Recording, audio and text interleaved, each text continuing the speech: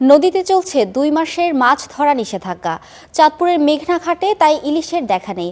আগে থেকে কোল্ড স্টোরেজে রাখা কিছু ইলিশ পাওয়া গেলেও দাম আকাশ ছোঁয়া। ৮০০ গ্রাম ওজনের ইলিশের কেজি ২৫০০ টাকা, আর ১ কেজির ওজনের জন্য গুনতে হচ্ছে ৩০০০ টাকা পর্যন্ত। কাদের পলাশের তথ্য ছবিতে রিপোর্ট।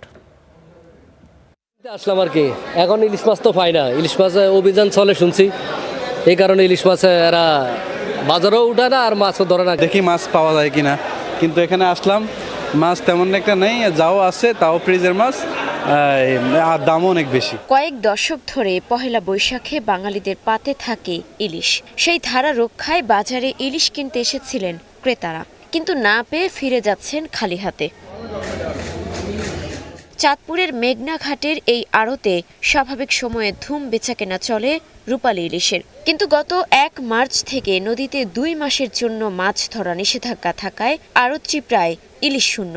আগে থেকে কোল্ড স্টোরেজে রাখা কিছু ইলিশ পাওয়া গেলেও দাম বেশ চড়া।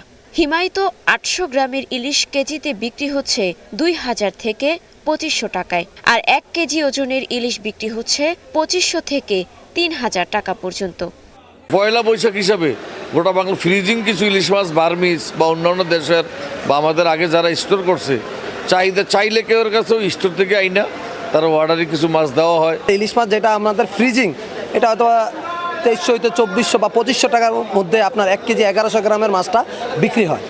জেলা মৎস্য কর্মকর্তা বলছেন, নিষেধাজ্ঞা শেষ হলে বাজারে পাওয়া যাবে রূপালী ইলিশ। তখন বাঙালিরা প্রাণ ভরে মেটাতে পারবেন রসনা বিলাস। তারা যদি এরকম এখন ছোট জাটকা না ধরে, তাহলে এটা তারাই ধরতে পারবে। ইলিশ যখন বড় হবে তখন তাদেরই উন্নয়ন হবে। এই জিনিসটা নিয়েই আমরা কার্যক্রম পরিচালনা করতেছি। ৩০ এপ্রিল শেষ হচ্ছে ৬টি অভয়াশ্রমে চলমান মাছ ধরা নিষেধাজ্ঞা।